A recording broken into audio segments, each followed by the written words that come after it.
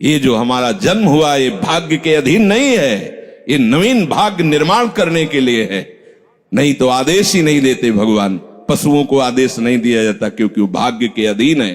केवल मनुष्य शरीर को आदेश दिया गया है। किसी देवता को भी आदेश नहीं दिया गया कि आप ये करो ये ना करो, क्योंकि वो वही करेंगे जो उनके सुकृत है, उसके अनुसार बस भोग भोगेंगे। आगे कुछ नहीं कर सकते, नवीन कर्म नहीं कर सकते, न नारकी जी कर सकते हैं, न स्वर्ग के कर सकते हैं। सब अपने अपने परिणाम को केवल भोग रहे हैं। यहां परिणाम उपस्थित करने का अवसर है। आप जो चाहो अपना परिणाम कर सकते हो। आप चाहो नरक जाओ, चाहे स्वर्ग जाओ, चाहे नारायण बन जाओ, जो चाहो कर सकते हो। मनुष्य शरीर है तो ऐसा शास्त्र स्वाध्याय और पंडिताई ज्ञान किस काम का जो भगवत प्राप्ति प्रारब्ध पे छोड़ दे। तो कुछ जन हैं जो शास्त्र स्वाध्याय करके या संतों की वाणी सुनकर इस विचार में आते हैं कि मुझे क्या करना चाहिए, परिवार का पोषण या भगवत प्राप्ति। दो विभाग कर लिए इसलिए खतरा है, निर्णय नहीं कर सकता। और सही पूछो तो दो विभाग है नहीं, एक ही बात है। समझ जाओ तो वहीं वहीं भगवत प्राप्ति हो जाएगी। अब उसके विचार में आता है कि अभी तो ब्याह हुआ है, या अभी छोटे छोटे बच्चे हैं, या अभी बच्चों का ब्याह किया है, अभी नए हैं, क्या जाने संसार का। मेरी आवश्यकता है, नहीं तो संसार इनको परेशान कर देगा। और वो अपने अहम जनित कर्ता भाव से ऐसा बंध जाता है कि निर्णय ही नहीं कर पाता। श्री चरणदास जी कह रहे हैं, ए भाई समझो, जिस कर्तव्य को तुम विसार करके झूठे भाव को कर्तव्य मान रहे हो, अरे माया के दीवाने, अरे हिया नहीं रहना, करना अंत पयाना। यहां से जाना है, यहां से जाना है। ये भूल जाते हैं। माया की ऐसी भूल भुलैया है कि हमें शरीर में राग और शरीर संबंधियों के राग में सुख मिलने लगता है और लगता है कि मैं अविनाशी हूं। वैसे मैं तो अविनाशी ही है, पर विनाशी को लेकर मैं ये भूल कर बैठता है। और जिसको पकड़ा है वो सब विनाशी, सब विनाशी। गो गोचर जहां लग मन जाई, सो सब माया जानो भाई। दुनिया में लाखों का मेला जुड़ा, हंसा जब जब उड़ा तो अकेला उड़ा। समझो, ये माया की चाल है जो तुम्हें समझने नहीं दे रही। अरे भाई समझो, समझो, अरे माया के दीवानों, यहां से हमें जाना है, जाना है। कुछ साथ नहीं ले जाना है, कोई साथ नहीं जाएगा। बस तुम फंस गए हो मोह दलदल में। ये कुटुंब का मोह ऐसा मोह है कि कैसे तुम्हें बताएं। याद ही नहीं आती कि मुझे जाना है, याद ही नहीं आता कि सब छूटना है। ये समझ में नहीं आता कि मैं आया किस लिए। बड़ी विचित्र भूल भुलैया है। मोह कुटुंब के अवसर खोयो। दो बातें आती हैं, परिवार का पालन पोषण, ये धर्म पालन करूं, या हरि का भजन करके भगवत प्राप्ति करूं। तो बोले मोह कुटुंब के अवसर खोयो। अवसर मिला है तुमने, भलो पायो दांव रे, चूक ना अवसर प्यारे, भलो पायो दांव रे। बड़ा अच्छा अवसर मिला है भजन करने का, चूक गए तो फिर पछताना पड़ेगा। हरि की शुद्ध बिसराई। अब वो निर्णय करता है परिवार के पोषण का, क्योंकि मोह ममता है। पीछे का, हर बार सत्संग में कहते हैं कि पीछे का रास्ता एकदम बंद हो जाना चाहिए, कि आगे कोई भयावह स्थिति आवे तो लौटने का रास्ता नहीं रहना चाहिए। उपासक को पीछे का मार्ग बंद कर देना चाहिए। पर होता क्या है, अपने लोग बहुत कमजोर हैं, तो कदम ऐसे रखते हैं पर पीछे वाला पुष्ट बनाए रखते हैं कि अगर इधर थोड़ी भी आंच लगी तो कदम पीछे करके सुरक्षित हो जाए। वो सुरक्षित नहीं है, वो सुरक्षित नहीं है, वो असुरक्षा है। परिवार का राग, अन्य भरोसा, किसी देहधारी का भरोसा, किसी वस्तुओं, ये भरोसे लायक चीज है। अरे क्षण में बिगड़ जाने वाली चीज है। भरोसा तो हरि का है, भरोसा तो हरि गुरु चरण सेवा अनुसरो। ये भरोसा कभी तुम्हें विश्वासहीन नहीं होने देगा। ये भरोसा कभी धोखा नहीं। साधुते हो न कारज हानि, कभी तुम्हारा मंगल नहीं हो सकता। मोह कुटुंब के अवसर खोयो हरि की शुद्ध बिसराई। अब दिन तो बैल की तरह काम करने में व्यतीत हो रहा है और रात्रि नींद और भोग में समाप्त हो रही है।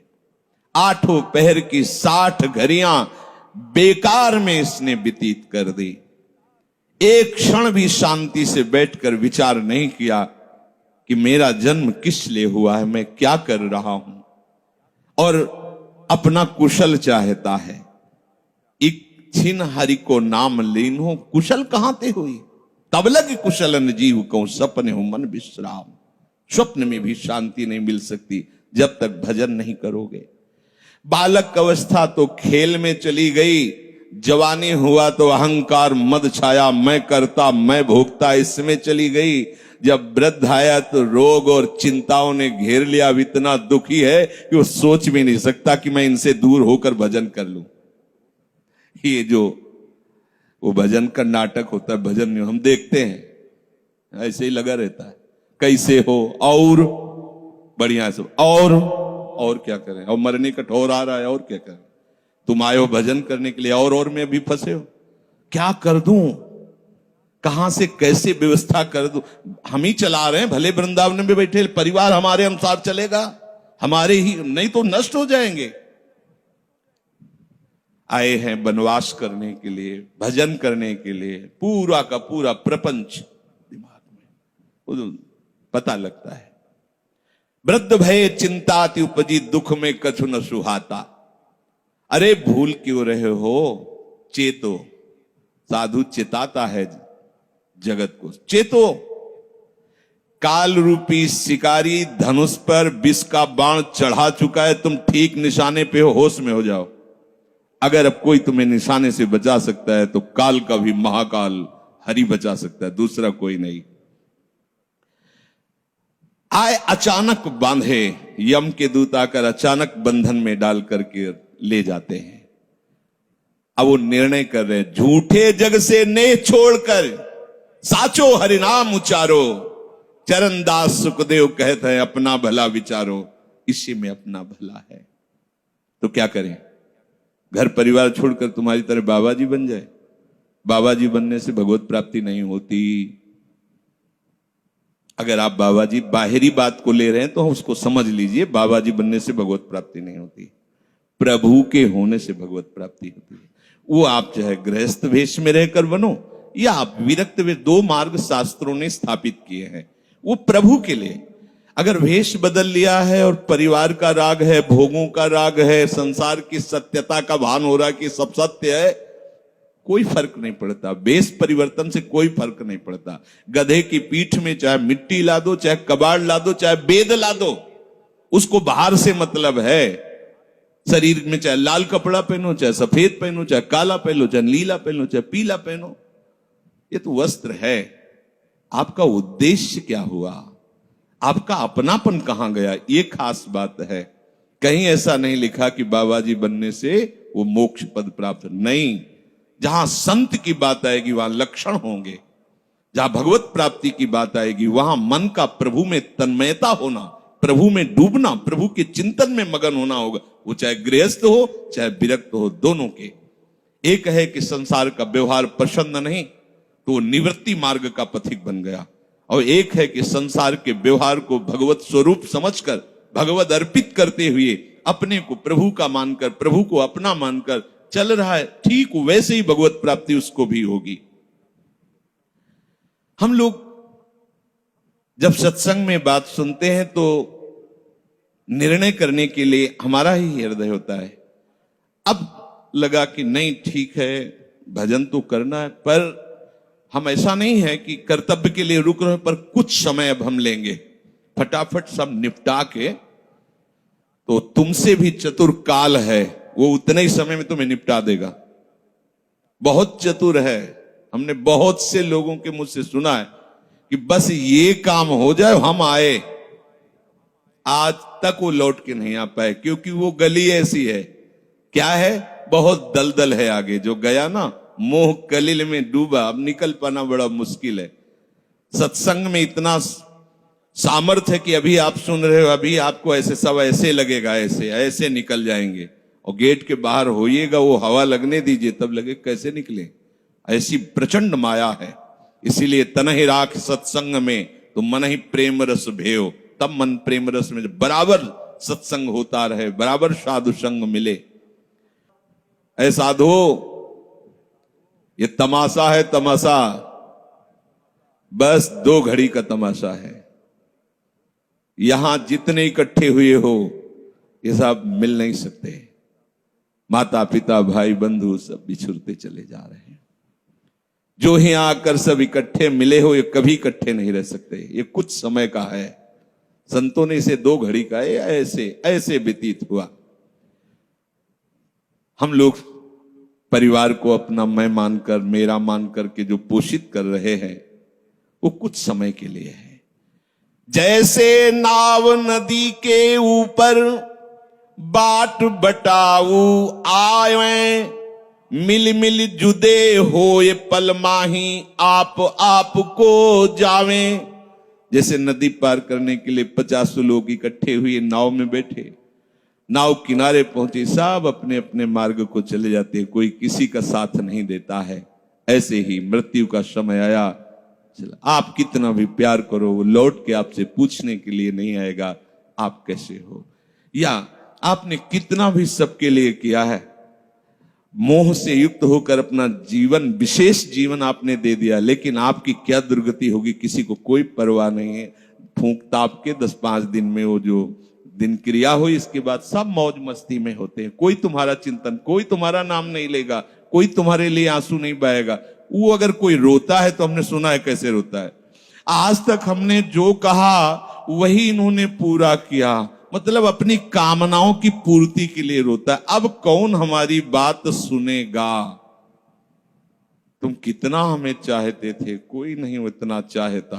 क्या कह के रो रहा है, क्या कह के रो रहा है? अपनी कामनाओं की, स्वार्थ की पूर्ति के लिए रो रहा है, तुम्हारे लिए नहीं रो रहा। वो ये भगवान का बगीचा है संसार, रंग बिरंगे फूल हैं। कुछ तो कली ही मुरझा कर नष्ट हो जाती है, कुछ फूल खिलकर नष्ट हो जाते हैं, कुछ में ऐसी सुगंध आती, थोड़ा सुगंध फैलती, वो भी नष्ट हो जाते हैं।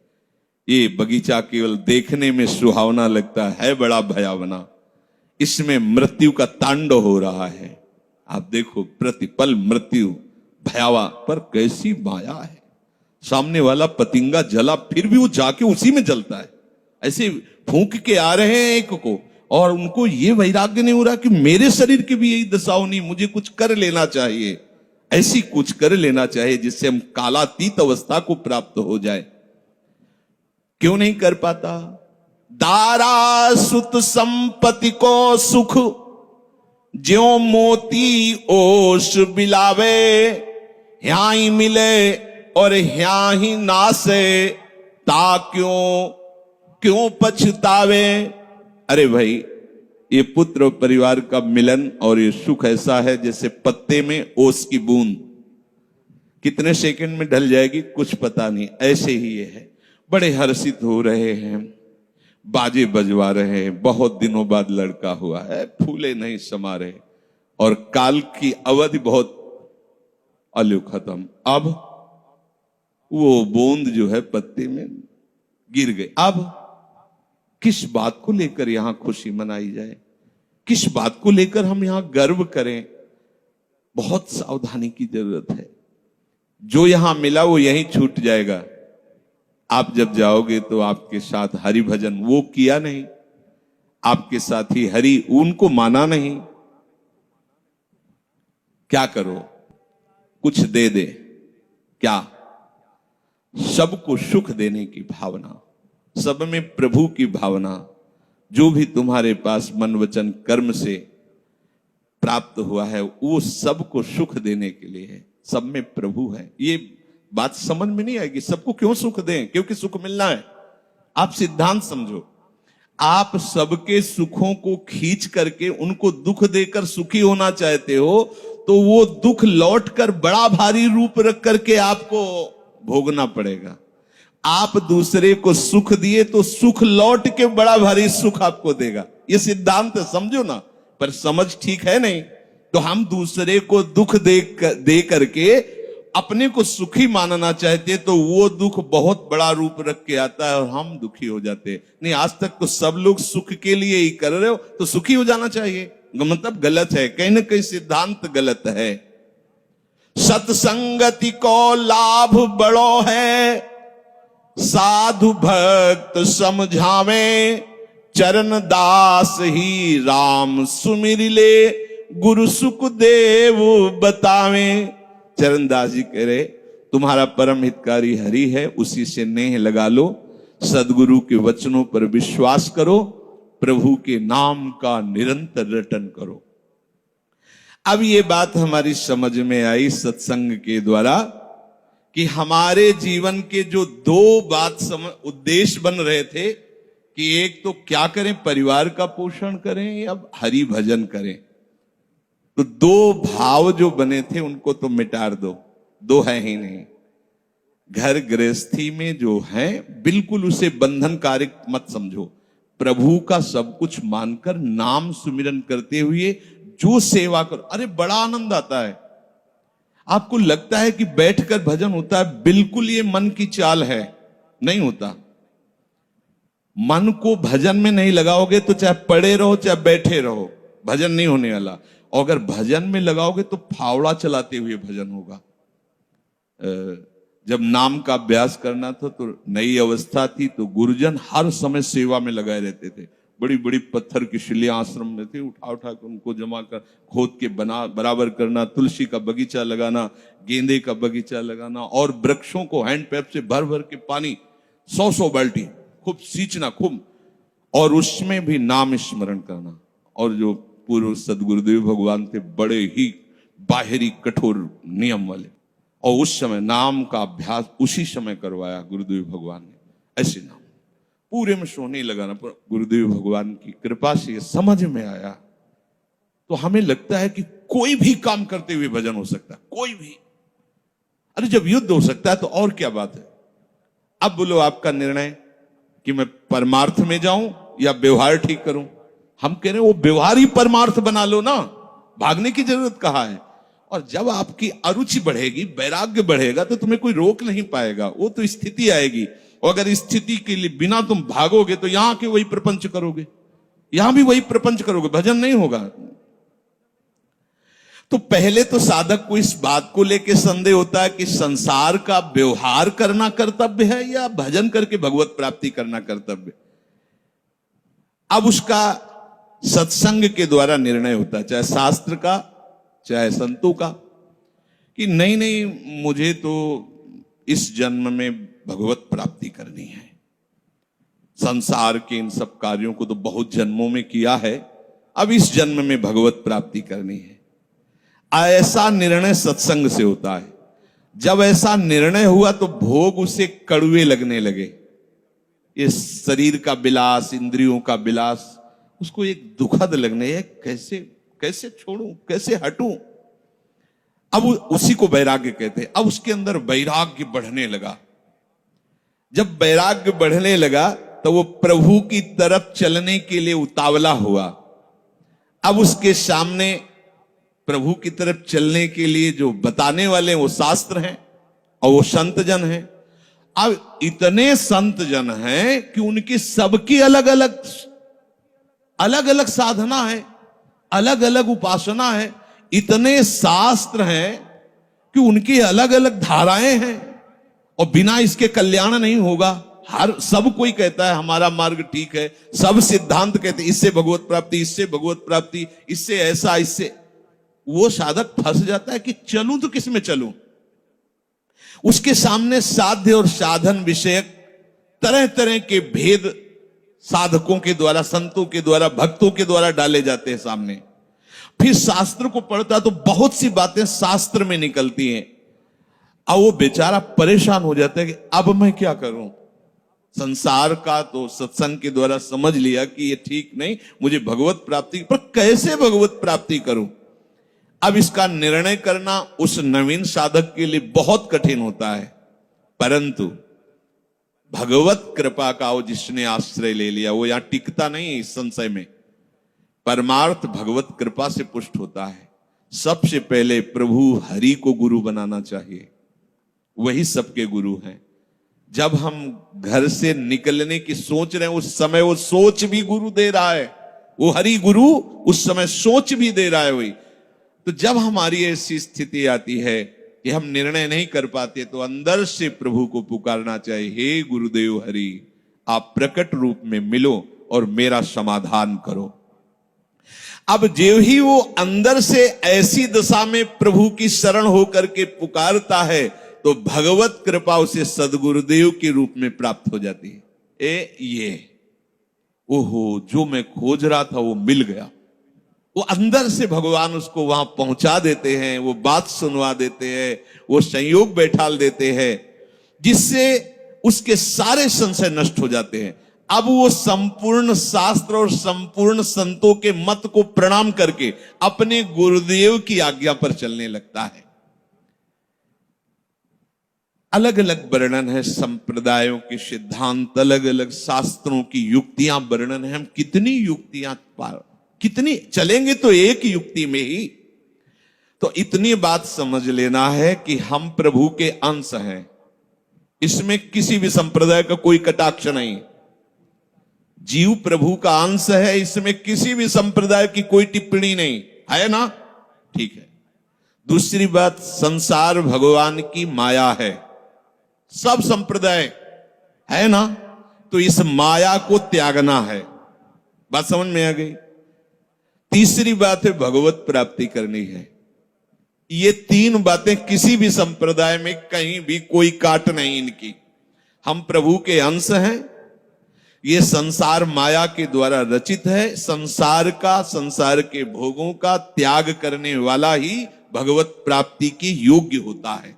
भगवत प्राप्ति करना हर संप्रदाय का लक्ष्य है, चाहे उपासना कुछ भी हो। संसार का त्यागना हर संप्रदाय का लक्ष्य है।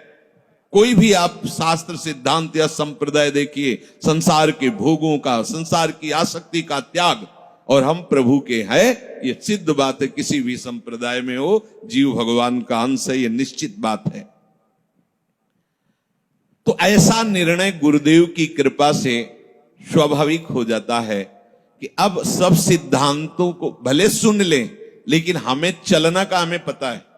हमारे गुरुदेव ने हमें बता दिया है, हमारे माई श्यामाजू को राज, हमें चलना। राहो को काहू मनाई दिए, पर मेरे प्राणनाथ श्री श्यामा शपथ करो तृण छिए, मन क्रम वचन त्रिशुद्ध सकल मत, हम श्री हित हरिवंश उपासी, हा हरि रा राधा वा वृंदावन सा सहचरी। साधक की बुद्धि गुरुदेव के प्रताप से उपासना में निश्चल हो जाती है। एक एक बात को समझिए। प्रभु कह रहे, जिस काल में शास्त्रीय मतभेदों से विचलित हुई तेरी बुद्धि निश्चल हो जाएगी, परमात्मा में अचल हो जाएगी, उसी काल तू योग को प्राप्त हो जाएगा। कैसे होगी निश्चल? अगर हम शास्त्रों में भटकते रहो, कई बार समझने के बाद भी ये निश्चय होता था कि ये आश्रय ठीक है या अहम ठीक है। क्योंकि जब एको हम बहुत श्यामा वही ब्रह्म बहुत रूप, मैं भी तो ब्रह्म हूं ना। मैं भ्रम से अपने को अंश मान रहा हूं, भ्रम से अपने को जीव मान रहा हूं, भ्रम से अपने को शरीर मान रहा हूं, वही हूं।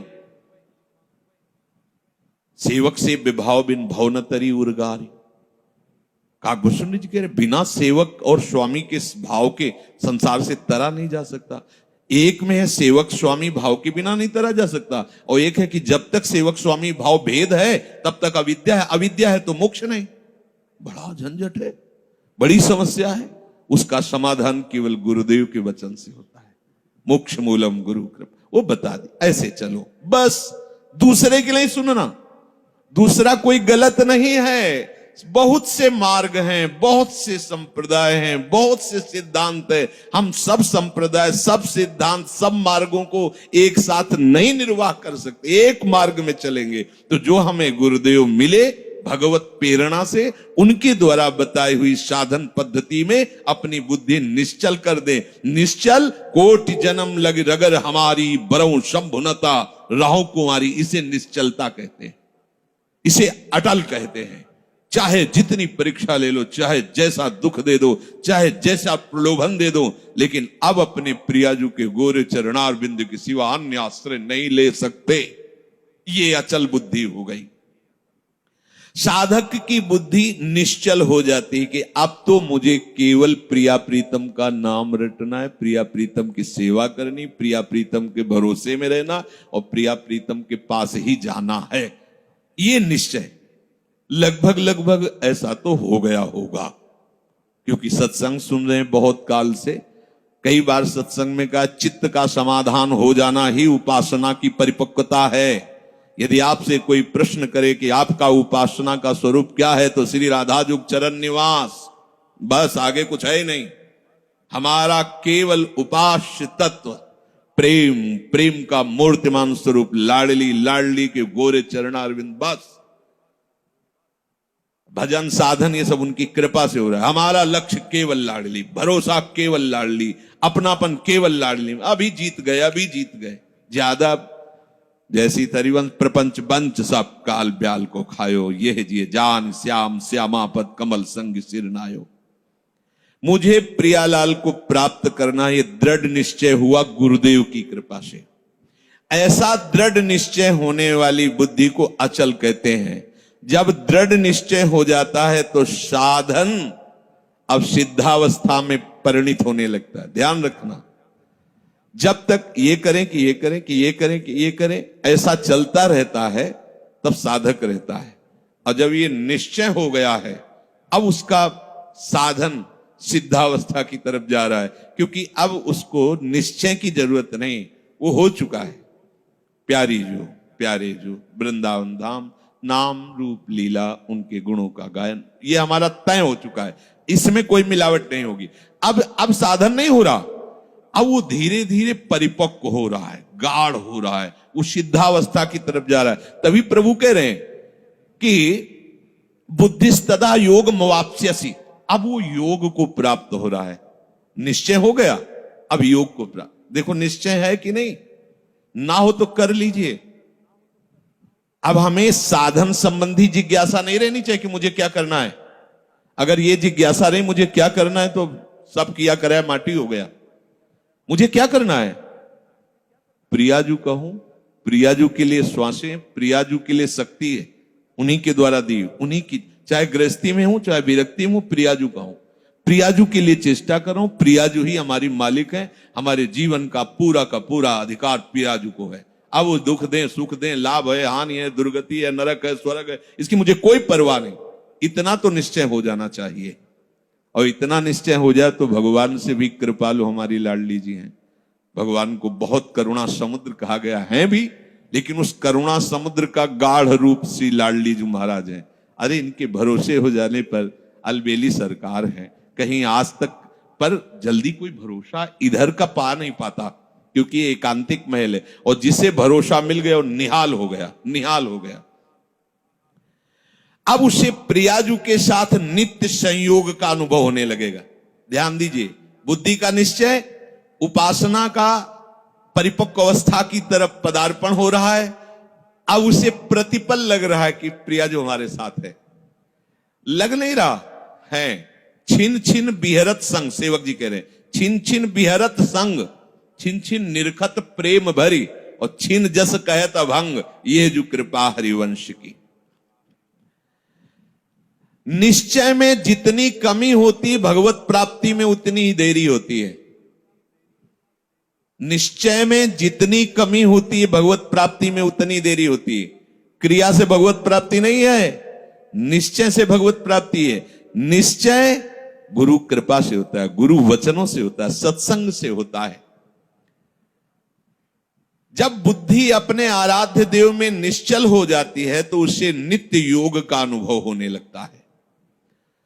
संसार से संबंध विच्छेद करने के लिए बुद्धि को निश्चल होना ही चाहिए। अगर निश्चल, तभी हम कई बार कहते हैं माता पिता का भरोसा रखेंगे तो आप हमारे आराध्य देव और गुरुदेव के वचनों पर चल ही नहीं सकते। भोगेश्वर प्रसक्ता नाम तया प्रहत चेतसाम व्यवसायत्मिका बुद्धि समाधो न विधीयते, नाटक हो जाएगा। अगर ऐसा होता तो रघुनाथ दास गोस्वामी जी जगन्नाथ जी में अखंड भंडारा शुरू कर देते। हलवाई भेजे थे, रुपए भेजे थे, दोनों पिता जो भाई थे बड़े अरबपति खरबपति उस समय थे। मजूमदार पदवी उनको प्राप्त थी, पूरा राजा महाराजाओं जैसा नहीं। जगन्नाथ जी के सिंहपौर पर खड़े होकर भीख मांगकर खाते और वो सब त्याग दिया। ये है परमार्थ का स्वरूप। ऐसा संसार से संबंध विच्छेद करने के लिए तैयारी करनी ही है। ये शरीर और शरीर के संबंधी भोग और शरीर संबंधी रिश्ते नातेदार, यही संसार है। इससे अंदर से संबंध विच्छेद किए बिना कोई न भक्त हो सकता है, न महात्मा हो सकता है, न भगवत प्राप्ति कर सकता है। जो प्रभु से बिछुड़ा हुआ बहुत जन्मों से है और संसार से अपनापन किए हुए है, अब बिना ये अपनापन संसार से हटाए प्रभु से योग हो ही नहीं सकता। चाहे जिससे आशीर्वाद मांग लो, चाहे जिससे आप जाकर के कहो कि हमें हाथ रख दो। लोग ऐसे बावरे हाथ पैर रखने से कुछ होता है क्या? कुछ नहीं होता। बड़े बड़े सिद्ध महापुरुषों के दर्शन हुए जो ब्रह्माकार वृत्ति में, उनके जब वचन सुने तो केवल साधन पक्ष की बात की है। आप अपने भजन पर अधिकार रखो, केवल आप अपने संयम नियम पर अधिकार रखो, अपनापन प्रभु से रखो। बस यही आशीर्वाद है कि तुम्हारा साधन बन जाए, तुम्हारा उपासना में मन लग जाए, ये आशीर्वाद है। अगर इसमें नहीं लगा तो कोई आशीर्वाद फलीभूत नहीं होगा। ये सब भ्रम की बातें छोड़ दो। नौटंकी नाटक अलग चीज है। ये ले उसे संतरा और हाथ सहला दिया और फिर लिफाफा रख दिया, ये नाटक तो बहुत बढ़िया हो सकता है, लेकिन ये आशीर्वाद मत समझना। तुम्हारी भजन में रुचि हो जाए, तुम्हारी विषयों में अरुचि होकर संयम नियम पूर्वक प्रभु आराधना में मन लगने लगे, ये संत का आशीर्वाद फलीभूत हो गया। जो आपने शरीर और शरीर के संबंधियों पदार्थों में अपनापन कर लिया, ये भूल त्यागे बिना तुम्हारा योग हो ही नहीं सकता। कितनी बढ़िया बात, बड़ी अमृतमयी बात है। और जब आप संसार से वियोग करोगे तो प्रभु से योग स्वाभाविक हो जाएगा, करना नहीं पड़ेगा, क्योंकि वो हमारे हैं। संसार से योग करना पड़ता है, योग होता भी नहीं है। कहां अपने हाथ में कुछ लग रहा है क्या? प्रतिपल आयु नष्ट होती चली जा रही, प्रतिपल जो वस्तु पदार्थ सब दूर होता चला जा रहा है, आप उसे पकड़े हुए केवल हो। और इनको छोड़िए तो प्रभु से योग करना नहीं पड़ेगा। हमारा योग है वही जागृत हो जाएगा, स्वाभाविक जागृत हो जाएगा। हमारी बुद्धि प्रभु में निश्चल हो जाएगी। अब प्रश्न बनता है कि जिसकी प्रभु में बुद्धि निश्चल हो जाती है उसके क्या लक्षण होते हैं? अर्जुन जी कह रहे, स्थित प्रज्ञस्य का भाषा समाधिस्थस्य केशव, स्थित धी किम प्रभासेत किमासीत ब्रजेत किम। जिसकी बुद्धि प्रभु में स्थिर हो जाती है, अचल हो जाती है, निश्चल हो जाती है, उसके क्या लक्षण होते हैं? अर्जुन ने पूछा। वो स्थिर बुद्धि वाला कैसे बोलता है, कैसे बैठता है, कैसे चलता है और कैसे व्यवहार करता है? बहुत सुंदर विषय है। जिसकी बुद्धि प्रभु में स्थित हो गई है, अर्जुन जी प्रश्न कर रहे हैं कि वो कैसे लक्षण होते हैं तो समझा जाए कि इसकी बुद्धि स्थित है। वो कैसे बोलता है, उसकी वाणी से कैसे पहचान किया जाए कि जो बोल रहा है ये स्थिर बुद्धि वाला है, या जो बोल रहा है वो चलायमान बुद्धि वाला है। अभी परमात्मा में इसकी निश्चयात्मिका बुद्धि नहीं हुई है। वो बैठता कैसे है, वो व्यवहार कैसे करता है, वो चलता कैसे है? अर्जुन जी ने ऐसा प्रश्न किया तो प्रभु उत्तर दे रहे हैं कि प्रजहाति यदा कामान, बहुत अमृतमय वचन है। प्रजहाति यदा कामान सर्वान् पार्थ मनोगतान् आत्मन्येवात्मन तुष्टः स्थित प्रज्ञस्तदोच्यते। आहा, जो स्थित प्रज्ञ, प्रज्ञ बुद्धि, स्थित अचल, जिसकी बुद्धि अपने आराध्य देव में अचल हो गई है। किसकी? जिसकी संपूर्ण कामनाएं भली भांति शांत हो गई है। आहा, सर्वान कामान, संपूर्ण कामनाएं प्रजहाति, भली भांति शांत हो गई, अब कुछ नहीं चाहिए। वो अपने आप से अपने आप में संतुष्ट रहता है। इसके दो भाव हैं कि वो अपने आत्मस्वरूप में नित्य आनंद में डूबा रहता है। भक्ति में वो अपने आप से अपने आप में आनंदित। अपने आप कौन है? हमारे प्रभु है। किसी क्रिया से नहीं, किसी पदार्थ से नहीं, बाहरी किसी सपोर्ट से नहीं, इसीलिए अपने आप से, आत्मन्य वात्मना तुष्टा, अपने आप से। प्रियाजू को सबसे ज्यादा प्रसन्नता और सुख पहुंचाने वाली बात है आपको अपने आप को दे देना है। यही सबसे बड़ी सेवा है। हम लोग बचा के अपने को रखते हैं और पदार्थ आदि देना चाहते हैं। हम महीना तुम्हें दे सकते हैं, हम रुपए क्या भोग सामग्री दे, लेकिन हम, हमारे लड़के, हमारा परिवार, हमारी ये, हमारी हम, ये सब मायाकृत है वस्तु, जो जहां जैसा ठीक है। आप अपने आप को दे दो, ऐसा नहीं हो पाता। आप अपने आप को बचा के रखते हैं, अपना अस्तित्व बना रखते हैं, रंग नहीं आएगा। मैं ये मन आदत सो मई बुद्धिम निवेश है, मेरे में मन बुद्धि को अर्पित कर दो। फिर जब आता है कि कैसे करें, फिर वो साधन पद्धति प्रारंभ कर दी जाती है। नहीं तो सही पूछो तो इसमें साधन का कोई योग नहीं होता। आप समझ नहीं पाते, इसलिए साधन का योग कि करो, धीरे धीरे आपकी जो पूर्वाभ्यास हो मिटे, तब ये बात सीधे प्रियाजू की प्राप्ति के लिए आप पर्याप्त हैं।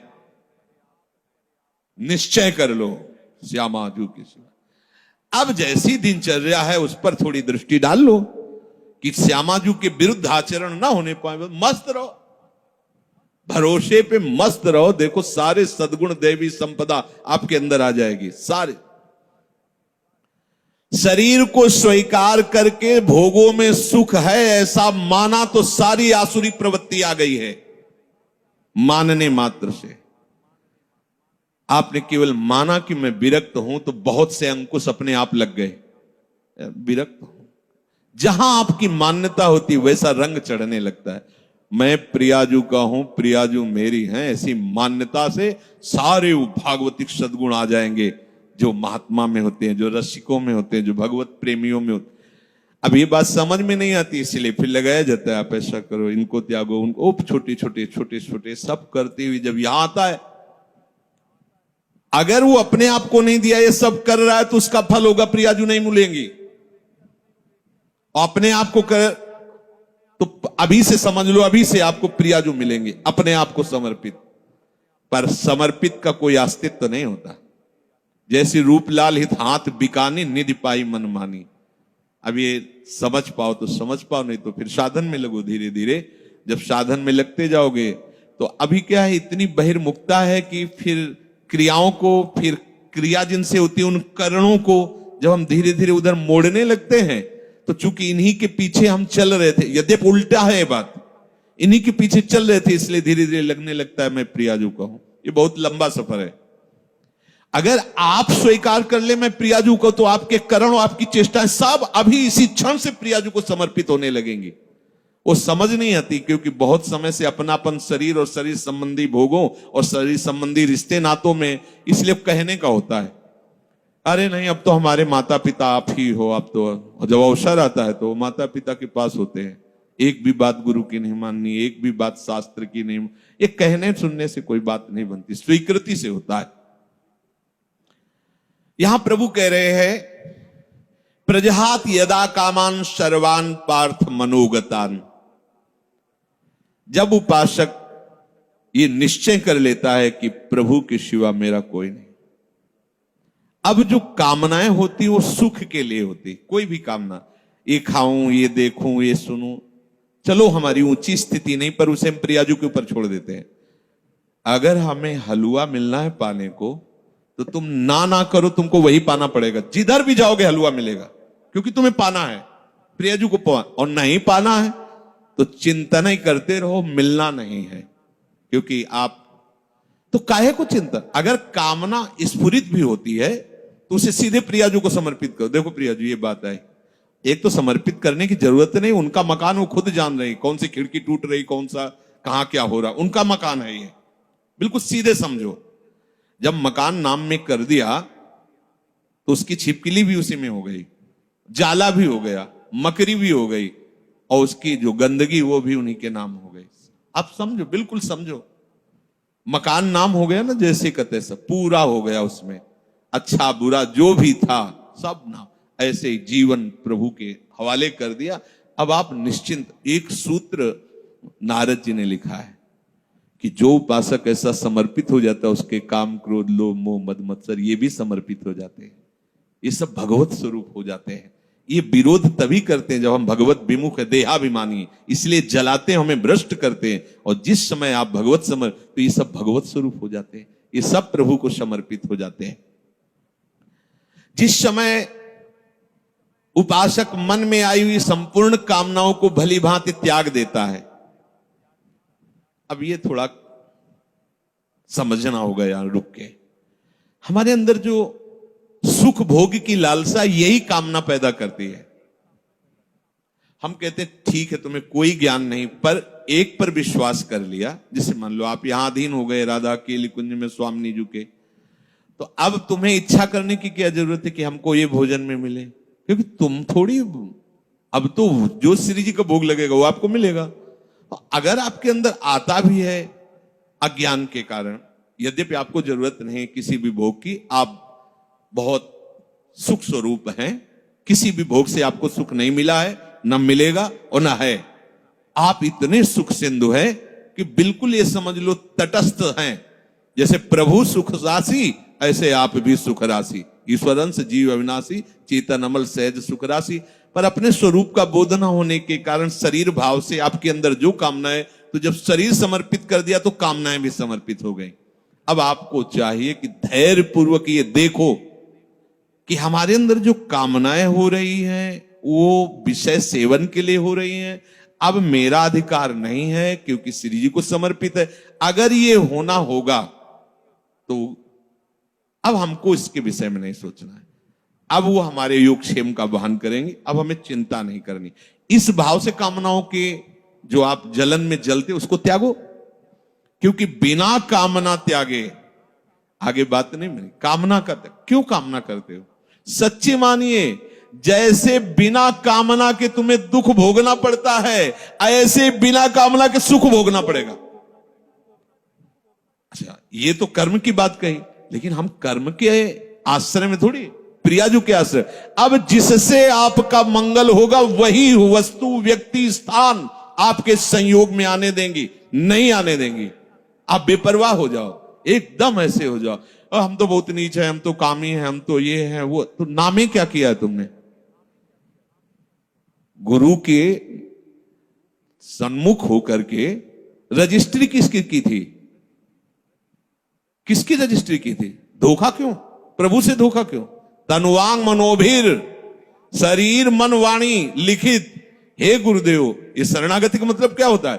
हे गुरुदेव, जैसे जज के सामने नहीं कि हम अपनी संपत्ति इनको ट्रांसफर करते हैं, तो हे गुरुदेव आपने जो परिचय बताया प्रिया प्रीतम का, आपने जो नाम दिया, आपने जो मंत्र दिया, आप तन मन वाणी सब आराध्य देव के चरणों में समर्पित है। अब बोलो आपका बोलने का क्या अधिकार? आप पूरे के पूरे अहम में रहते हो, लिखा पढ़ी भी कर दे तो कैसे होगा? मान लो ये जमीन किसी ने लिख गई श्री जी के नाम, और आके यहां सत्संग नहीं होगा, कैसे तुम ऐसा कैसे बोल सकते हो? ऐसे ही होता है।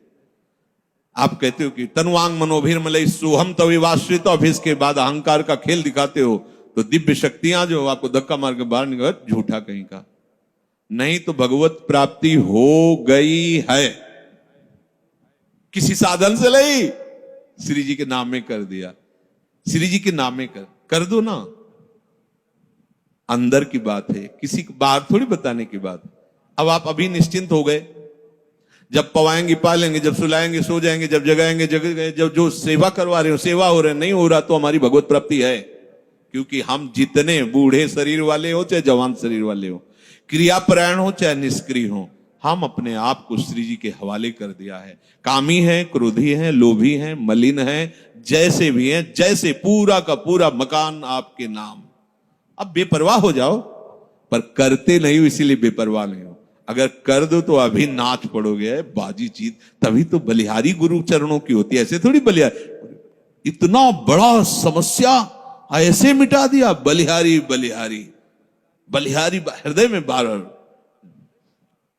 नाम सुकृत धन अपनी जीवन अति हित मान देत वरदान। ये हमें बहुत बड़ी वस्तु मिल गई।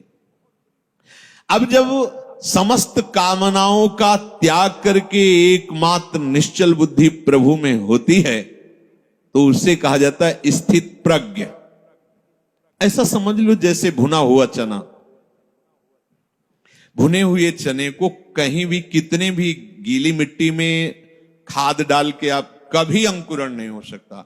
ऐसे जो स्थित प्रज्ञ होता है, कोई भी भोग वासना उसके हृदय में हलचल नहीं पैदा कर सकती, वो निरपेक्ष होकर भोगता है। प्रसाद अच्छे से अच्छा या प्रतिकूल या अनुकूल, जैसी भी परिस्थिति वो बाहरी है। जैसे आप क्या पाके कैसे हो, आपको अपने को क्या परेशानी, ऐसे ही इसको इसका प्रारब्ध है या इसको प्रभु ने निश्चय किया कि हलवा पाना, पा लिया। उसको कोई इसमें हर्ष नहीं होता आज हलवा नहीं, नमक रोटी मिल गई या ऐसे कुछ रूखा सूखा, कोई शोक नहीं उसके लिए। कोई यार 10 दिन से तो ऐसे ही चल रहा है, कुछ ऐसा मिलना चाहिए, कुछ वैसे, कोई हलचल क्यों? क्योंकि वो भोगता नहीं, वो शरीर नहीं है, प्रियाजू को अर्पित जैसा जो कुछ। अब ये थोड़ा समझना चाहिए, कब समझोगे, कब इस पे चलोगे। स्थित प्रज्ञ वही है, उसी की बुद्धि प्रभु में निश्चल मानी जाती है, जो सर्व कामनाओं का त्यागी होता है। कोई खास बात नहीं है, और इतनी बड़ी बात है कि जन्म जन्म रगड़ करते रहो फिर भी इससे नहीं निकल पाओगे। और इतनी हल्की सी बात है, कनेक्शन कटा पूरा सब खत्म, से ले चलो पूरा सब खत्म।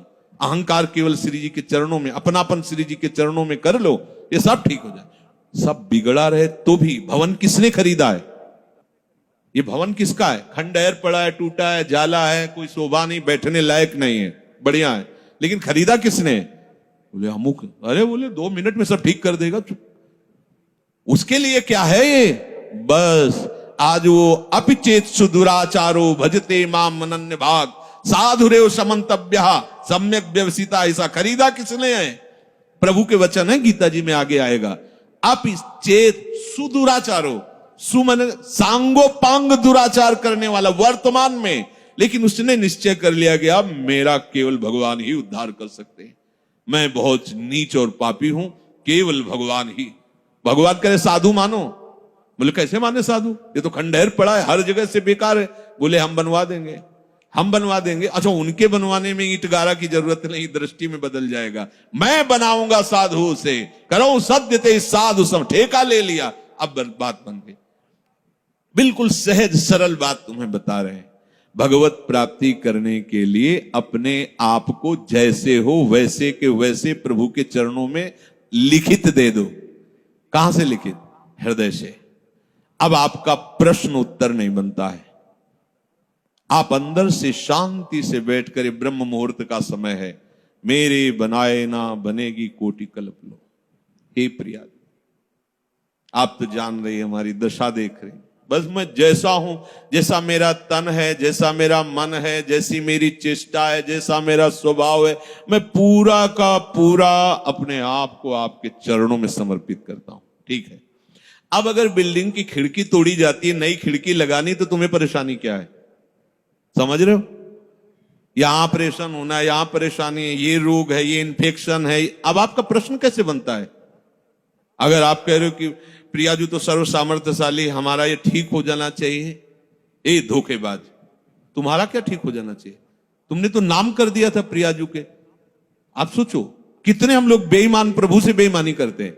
उन्हीं की वस्तु है, अपनी मान ली, इस भूल मिटाने का परिणाम होगा परमानंद।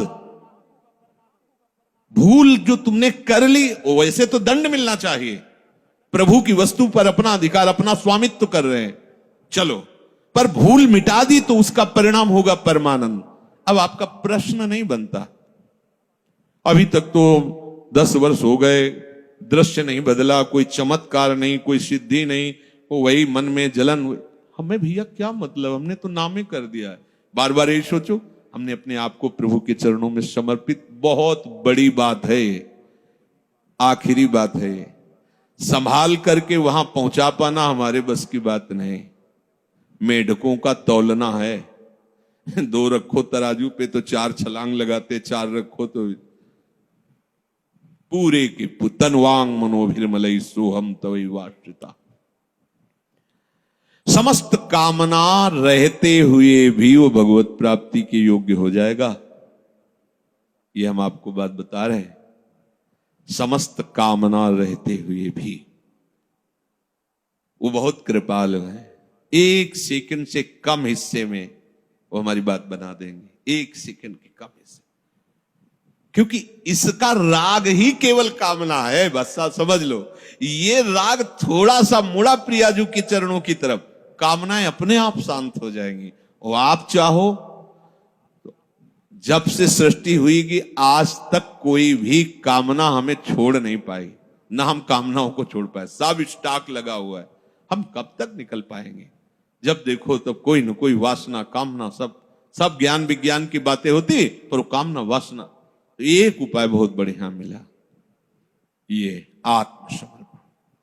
अंदर से बिल्कुल सीधी भाषा में आज ही रजिस्ट्रार के पास जाके पूरी की पूरी वैभव संपत्ति इनके नाम करवा देते हैं। यहाँ के रजिस्ट्रार हैं रसिक जन, और यहाँ की संपत्ति है एक एक श्वास प्रियाजू के चरणों। अब हमारा अधिकार नहीं, चाहे नरक भेजो चाहे स्वर्ग भेजो, पर इस बात को पकड़ो तब होगा, नहीं तो अभी बात ये होती थोड़ी देर में इतने प्रश्न के चिट्ठे आ जाएंगे। अब जब प्रश्न आ गए तो करता आ गया ना, करता आ गया तो फिर करो ऐसा। कोई प्रश्न, कोई आपका प्रश्न, कोई प्रश्न नहीं। क्यों? अब क्या हम किसी लायक नहीं, कुछ कर सकते नहीं, अब तो हम प्रियाजू के जैसे हैं। ऐसा परिवर्तन होता चला जाएगा, इस बात में बड़ी दम है। पर ये हम बात ऊपर से बोलते, अंदर से हम अहम की दशा में, भोगों में विचरण करते हैं, तभी सब गलत हो जाता है, तभी गलत हो जाता है। अगर आप अपने आप को प्रभु के चरणों में समर्पित कर दें, तो चाहे गृहस्थ हो चाहे विरक्त हो, वो प्रभु की सामग्री है। जैसे सिंह के सामने से उसके शावक को कोई पीड़ा नहीं पहुंचा सकता, भय नहीं दे सकता, ऐसे हरिराम व्यास जी ने पद में लिखा है, श्यामा श्याम के आश्रित को कोई भी भोग रोग शोक साप ताप ये कुछ स्पर्श नहीं कर सकता। हाँ, शरीर में होगा, लेकिन प्रियाजू ऐसी ऊंचाई पे बैठा देंगी कि ये सब साप ताप राग रोग शोक आदि स्पर्श ही नहीं करेंगे। वो अपने आप में संतुष्ट रहता है, प्रभु के विधान में संतुष्ट रहता है। अब हम सब प्रभु के विधान के, हम क्यों नहीं देखते प्रभु के विधान को? हम क्यों मांगे फैला रहे हैं? हम क्यों अपनी बातें रख रहे हैं? हमारी यही समझ में नहीं आता। अब तो मौन होने का अवसर है, कुछ बोलने का अवसर नहीं, ना प्रार्थना करने की जरूरत है। ये मकान हमारे नाम करवा दिया तो अब रोज आके प्रार्थना करने की, देखो ये जाला नहीं लगना चाहिए, देखो इसकी खिड़की सुरक्षित रखना, दबका के भगा दिया जाएगा। अब तेरे को क्या मतलब, मैं इसमें जाला ही फैला दूं, तेरे को क्या मतलब? ऐसे ही अब हमें प्रार्थना की भी जरूरत नहीं। प्रभु इज्जत रखना, प्रभु स्वस्थ रखना, प्रभु हमारा कल्याण कर मत करो, हमारा कुछ है ही नहीं। अब आपकी इज्जत की बात है, अब आप अपनी शान बान को देखिए।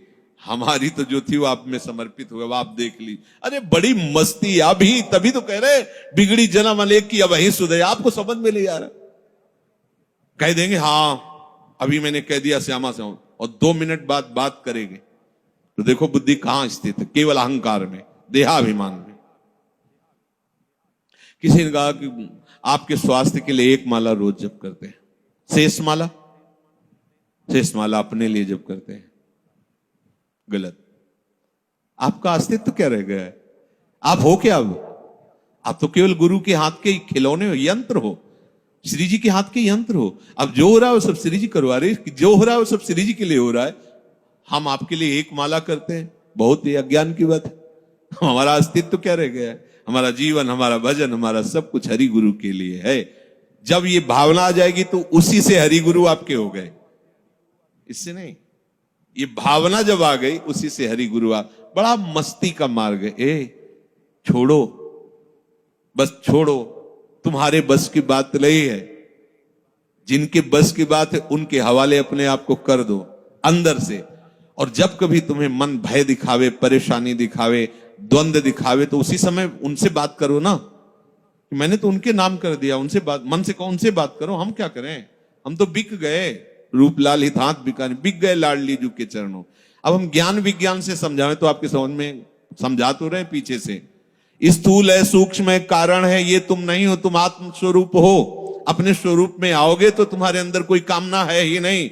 अब अपना स्वरूप शीशा में देखते तो ये नजर आता है, क्या समझ में भैया, जो कुछ है स्थूल सूक्ष्म कारण और मैं, सब कुछ श्री जी, जो हमें पता नहीं क्या है क्या कैसा है, वो सब श्री जी के हवाले। बात सुधर गई, इससे बहुत जल्दी बात सुधर जाएगी। शेष चर्चा आगे। श्री राधा वल्लभ।